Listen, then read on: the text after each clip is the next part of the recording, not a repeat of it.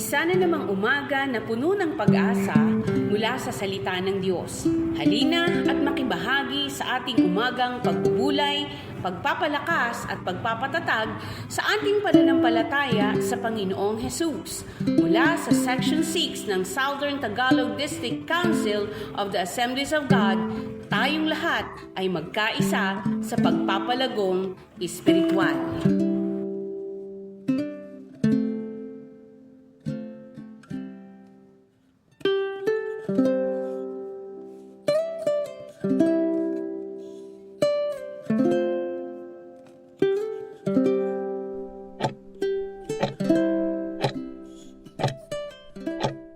Glory to God. Salamat muli. Kumusta po kayo? Parang andali lang ng 24 hours Ito na naman tayo at magkakasama. Kumusta po ang inyong magdamag, ang inyong buong araw, sa inyong pamamahinga. Nawa nga po ay yung ating focus ay narito na naman po sa ating mensahe, sa ating pananalangin, sa ating pakikinig, sa ating Panginoong Diyos. Tapos po lahat ay manalangin. Lord, salamat pong muli sa magdamag na nakaraan, sa buong maghapon, sa lakas, proteksyon, pagpapala na ipinagkakalubos sa amin. Natunay nga na wala nga po kami dapat sa hanging oras, lalo na po sa panahon ngayon na kung saan sa bawat araw ay iba't ibang aming pinagkakaabalahan. Nawa Panginoon Diyos ay huwag naming hayaan na mawalan kami ng panahon para ikaw ay kausapin, makinig ng iyong mensahe, at ganon ay kausapin mo rin naman kami. At naniniwala kami, through this devotion and prayer ay isang napakagandang programa o instrumento upang kaming lahat ay mapagpala ng iyong karunungan at espiritual na kalakasan. Sa pala ni Jesus ito ating prayer. Amen. Welcome po mga tagapakinig sa part 4 ng ating tinatalakay na Living with Insecurity. Ang ating pong key-verse, ating pong muling basahin, 1 Peter chapter 5, 6 at 7. Kaya nga, pasakop kayo sa kapangyarihan ng Diyos at dadakilaan niya kayo pagdating ng takdang panahon. Ipagkatiwala niyo sa Kanya ang inyong mga alalahanin sa buhay sapagkat Siya ay nagmamalasakit sa inyo. Napakaganda pong mga encouragement ng ating Panginoong Hesus. Kung daw po tayo mayroong alalahanin kasamang insecurity, magtiwala daw po tayo sa Kanya, pasakop tayo sa Kanya, dahil siya ay nagmamahal at nagmamalasakit sa bawat isa sa atin. Purihin ang Panginoon. Now, sa ikapat pong bahagi ng atin pong tatalakayin, ang number 3 po, yung nakaraan ay the insecurity ni Haring Saul. Now, the insecurity of the Pharisees toward Jesus. Kung tayo po'y pamilyar sa mga naging ugali, naging mga habit ng mga Pariseo, kung paano yung kanilang insecurity toward Jesus in terms of popularity and leadership ay talagang ito ang nag-drive sa kanila. Samantalang ang mga Pariseo po, ayon po sa pag-aaral, ito daw po yung mga tao na 5 years old pa lamang sa panahon ng kabataan ay tinuturuan na ng mga batas. Yan, sa lumang tipan, yung po mga kautusan. Kaya po sila ay dalubhasa tungkol dito. At hindi nila matanggap na at the end ng hanggang sa pangaral ng Panginoong Hesus, nung siya nabubuhay dito sa lupa, ay hindi nila matanggap na napakarami na mga sympathizers at yung mga maging ang mga Hudyo, mga Hintil ay nanampalataya sa ating Panginoong Hesus. Kaya nga po anong naging trato naman nila ng Pariseo sa Panginoong Hesus? Treat to their authority in the religious system. Yan. Naging pantaho ang Panginoong Hesukristo dahil nga yung kanilang mga sympathizer ay nadadivert. Hindi lang basta nadadivert, nakukonvert ang pananampalataya sa ating Panginoong Hesukristo. At yun ang kanilang ikinasasama, yun ang hindi nila matanggap. So, mayroon pangyayaring ganyan. Lumilipat talaga yung isang mananampalataya sa ibang church, napupunta doon, umaalis sa atin. So, minsan talaga ay masakit din talaga yun sa isang pastor kapag ang isang member niya ay lilipat sa ibang panambahan sa ibang iglesia. Lalo na ho kapag ka ito ay bumalik sa dating pananampalataya o dating relihiyon na kanyang kinilalagyan. Pero sabi ko nga po para din ho kasing negosyo yan Kung ayaw mong umalis sa iyong mga customer mo, pagbutihin mo ang serbisyo sa kanila. Lalo na kung service ang iyong negosyo, ayusin mo. At kung sa kabila ng lahat at ginagawa mo ang paraan para siya manatili sa iyo at talaga umalis pa rin, so be it. Hindi para sa iyo yun. So, ganoon din sa church kung yun ang pag-uusapan. Dahil hindi naman natin pag-aari ang mga tupa, ang kongregasyon, tayo po ay mga stewardship lamang ng Panginoon at katiwala upang sila ay alagaan.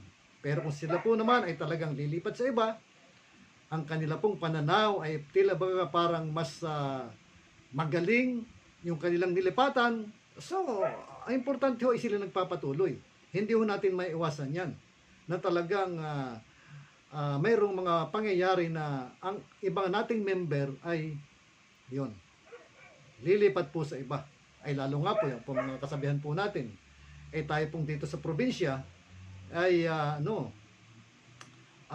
tayo nag-aalaga mula sa pagkabata. Pero pag-graduate ng high school at lahat nagka-college na, pupunta na sa ibang lugar, magtatrabaho na, mananatili doon. So, ganoon talaga ang buhay. Sabi nga sa awit ako ang nagtanim at nagbayo at nagsaing, pero nung bandang huli ay ibang kumain. Para ho bang ganon? Pero yun ho talaga ang ang nature. Kaya ho para sa akin ay inisip ko na lamang po na halimbawa galing po sa church namin, hindi nagtagal at napa sa ibang lugar. So ang isip ko na lamang po ay nagpadala ako ng missionary sa lugar na iyon, sa isang church na iyon. So salamat po sa ganong mga kaisipan. Sana ho ay ganon ang ating magandamdamin. Huwag ho tayong may insecure. Kung sakali man, at yung pagiging popularity, yun yung talagang maraming mga Kristiyano na mas kilala, mas sikat, sabihin natin ganon. At hindi tayo ganon. So, hindi po big deal yun. Kasi anuman po ang posisyon natin, sikat man tayo hindi, ay pantay-pantay lamang ang pagtingin sa atin ng Panginoon. Kung gusto nating mas maganda pa ang tingin ng Panginoon sa atin, mamuhay po tayo ng angkop sa kanyang pamantayan. So, yun yung insecurity ng mga Parisiyo ay ganun. Naging, banta na naman. Para yung kay Haring Saul. Pangalawa, doing wonders and miracles that attracting more followers. Yan. Dahil sa ginagawa ng Panginoong Hesus, na mga miracles, na mga dipang karniwan, binubuhay yung mga patay, yan. Sa isang araw pa lamang ay maraming nanampalataya, yung pong tinapay, naparami niya, yung isda, naparami niya, marami napakain, yung alak, yung tubig, ginawa niyang alak. So, ito ho ay nagbigay ng napakalaking insecurity sa mga Pariseo. So, sa atin po, dapat ho ay mas matuwa tayo kung sakali may mga kapatiran tayo na talaga nakapagpagaling na may sakit at hindi natin nagagawa yung kanilang mga ginagawa. So, ito, ang importante ay magkakasama ho tayo sa ating pananampalataya, sa ating misyon, na magkakaiba ang strength at gifts na ibinigay sa atin. Na-insecure ng mga Pariseo doon. At ano pa? Personal and spiritual insecurity. Nang sila ay sawayin dahil sa maling ginagawa ito. Nang po sila ay sawayin ng Panginoong Hesus, lalo na pong tumindi ang galit sa kanila. Alam naman natin, ang isang tao, ang isang mananampalataya, makikita mo ang maturity niyan kapag siya ay sinasaway. Pero every time na siya ay sinasaway, nire-rebuke, ikinukorek, at siya ay nasasaktan, na-open, at nagbabackfire pa ika nga. So, questionable pa rin ang kanyang pananampalataya. Baka yan, hindi usapin dito na matagal na sa Panginoon at maraming alam, pero gano'n naman ang kanyang attitude, marami pa pong dapat ayusin sa kanyang buhay. Kaya po sabi sa aklat ng Mateo, chapter 23, chapter 23, verse 13 to 16, yung po encounter between the Pharisees and our Lord Jesus. Sabi, kahabag-habag kayo mga tagapagturo ng kautusan at mga Pariseo, mga mapagkunwari, hinahadlangan ninyo ang mga tao upang hindi sila makapasok sa kaharian ng langit. Naisipin niyo yan, di ba? Sila pala ay mga kasangkapan ng, sabihin natin, ng dyablo. Siyempre, ganun talaga eh. Kapag ang isang tao ay may humahadlang sa kanya para tumanggap sa Panginoong Hesus, ay anong tawag doon? Hinahadlangan nila. Ayaw na ninyong pumasok, hinahadlangan pa ninyo ang mga nais pumasok. Ayun no, kaya yun ang sinabi ng Panginoon. Kabahagabag kayo, mga tagapagturo ng kautusan at mga Pariseyo, mga mapagkunwari, nilalakbay ninyo ang karagatan at ginagalugad ang buong daigdig. Makahikayat lamang kayo ng kahit isang hintil sa pananampalatayang Hudyo. Ibig sabihin, para hubang ang mga Hudyo ng panahon na yun ay hirap na hirap makahikayat ng isang hintil. Ano bang hintil? Ang hintil po ay may ibang kinikilalang Diyos. Hindi po si Yahweh ang kanilang kinikilala. Di ba? Yan. Di ba yung sabi ng Panginoon, huwag kayong gumaya sa mga hintil kung papaanong sila ay paulit-ulit na tumatawag sa kanilang Diyos-Diyosan. Yan ho. Ito. Sabi, ngunit kung ito'y mahikayat na, ginagawa niyo silang masahol pa kaysa sa inyo. Kaya't lalong may dahilan para siya'y parusahan sa impyerno. So, yun o. Kaya naman ang Panginoong Hesus ay lalo pong nagagalit sa kanila. At ito hindi matanggap ng Pariseyo. Verse 16. Kahabag-habag kayo, mga bulag, mga taga-akay, itunuturin nyo na kung gagamitin niyo man ang templo sa panunumpa, walang anuman ito. Ngunit kung ang gagamitin niya sa panunumpa ay ang ginto ng templo, dapat niyang tuparin ang kanyang sumpa. Wow. Conditional pala. Ano? Depende pala sa lugar kung saan magkakaroon ng sumpaan. So, ito hong ganitong eksena ay dapat din po nating ma-overcome. Yan. Wag po tayo mag-iisang katulad ng isang Pariseyo na muli nakikipag-contest. Nagkakaroon ng insecurity. Dapat ho ay tanggapin ho natin. Yan. At kung tayo man po ay nire-review, tinuturuan, kinokorek, iwinawasto, ano po bang term na pwedeng gamitin? Huwag ho tayong masaktan. Huwag ho tayong ma-open. Ito kasi ang maraming problema. Hindi lamang sa mga Kristiyano, kahit saan larangan. Lalo na kung ang pagsasabihan mo ay matatalino, marurunong, nasa mataas na posisyon, katulad ng mga Pariseyo. So, tingnan ho natin. I-evaluate po natin ang ating pagkatao. Dahil naniniwala ako ng isang taong tumatanggap ng mga saway, ang isang taong tumatanggap ng pagwawasto, ang isang taong tumatanggap ng mga pagkakamali, at ang isang taong nagpapakumbaba. Alam niyo, yang insecurity, hindi man perfect 100%, pero ano ay mapapaglabanan niya, mapapagtagumpayan niya. Mapapagtagumpayan niya.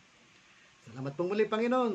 At kami po ay pinag-isa mo. Salamat po muli, Lord, sa pagpapalang espiritual na aming napakinggan. Tayo po ay manalangin.